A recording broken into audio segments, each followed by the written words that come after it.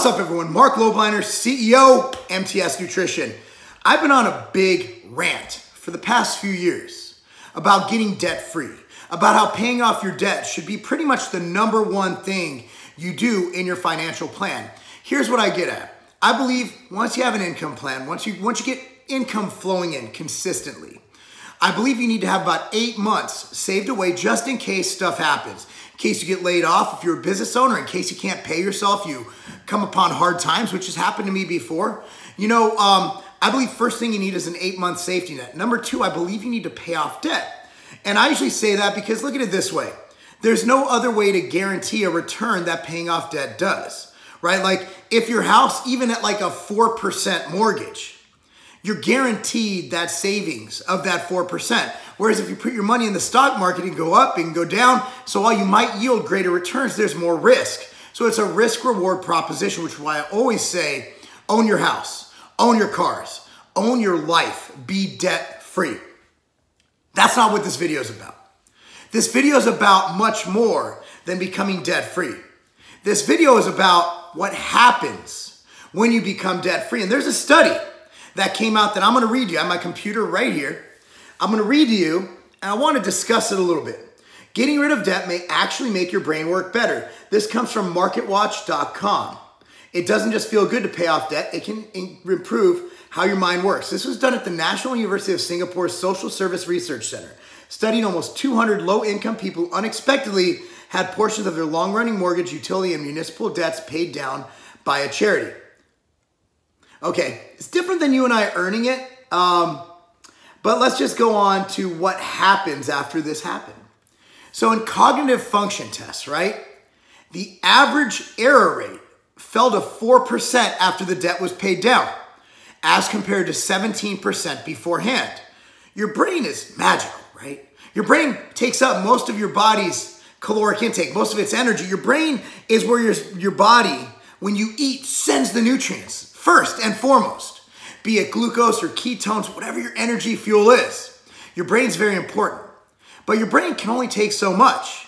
Think about it. If you're in debt, you're scared. Even if you don't think about it, it's always there. So your failure rate for everything else will go up. If you fail at things, you're less likely to succeed. If you're less likely to succeed, you're less likely to move up and make more money, which means you're going to be in more and more debt.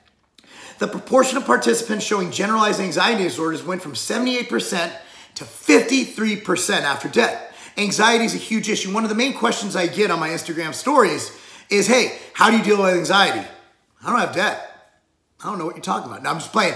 I'm not an anxious kind of guy. I'm just a hype kind of guy. People always think I have ADD. People think I have anxiety because I'm so out there. I just love life. I'm just an energetic guy. I've always been like this. And lately, since my health is perfect, my relationship is perfect, and my family's amazing, I'm just a happy guy. If you're happy, I think everybody would be like this. Obviously, there's people who are more chill than me, but I'm an introverted guy in my life. I'm a private guy, but you get me out in the public, I will talk your ear off. Numbers of people showing so-called present bias, which favors instant gratification, dropped from 33% to dropped to 33 from 44%, a sign that impulse control is improved. The findings show from Dr. Keon, I believe is how you pronounce it, the costs of being poor that aren't measured on a balance sheet. Our studies show that because debt impairs psychological functioning and decision-making, it would be extremely challenging for even motivated and talented to escape poverty, she said. The experiment played out on our side of the globe involved a small number of people. So the findings are in line with previous research in the U.S. on the psychological toll of living in poverty. Many Americans are well acquainted with the stress that financial uncertainty could create. As the nation faces $1.5 trillion in outstanding student debt, a third of students in a survey last year said their student loan bills were a major source of stress. One man said he and his wife would cry the day they paid their last student loan bill. Debt can also affect your dating prospects. 3/4 of people in one survey said credit card debts be a turnoff in a potential mate.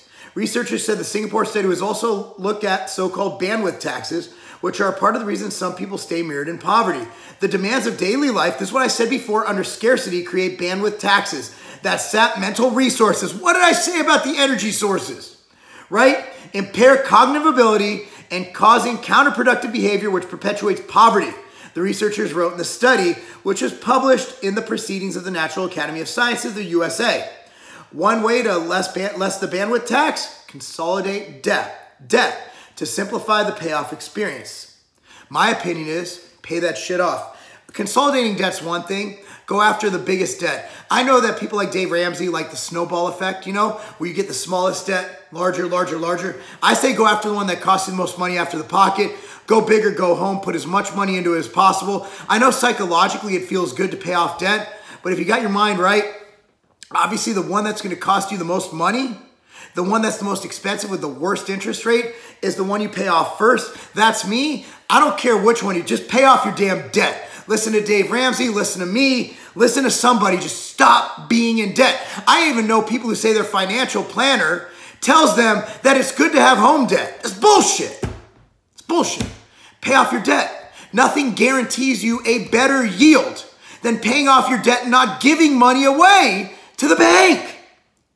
It's not good. America has its own story about overjoyed debtors who last year, Fifth Third Bank said it would pay approximately $150,000 in student loans of a Chicago single mother with a nursing job. So people are going about it. Banks know this is happening. They're using a way to market. This article is really good. I'll link it down below in my YouTube description. It's on Market Watch. Guys, pay off your debt. Pay it off. That's number one. First, get an 8-month security blanket. You know, I like 8 months. I don't think 6 months is enough because if you're looking for a job, it could take time, especially if you're in a higher paying field. Remember, the higher paying the job, the higher paying the career, the harder it is to find that job. You know, it's easy to find a minimum wage job, right? But it's not easy to find a $200,000 a year job. It just isn't. So if you're at that upper level, it might take you that much time because companies don't normally go, hey, I'm just going to hire a $200,000 a year employee. No, there's a whole screening process. The interview process could take 2 to 3 months, right? So look at it that way.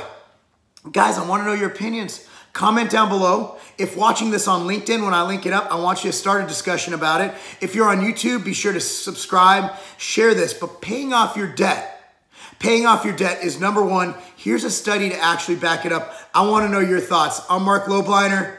That's not a game.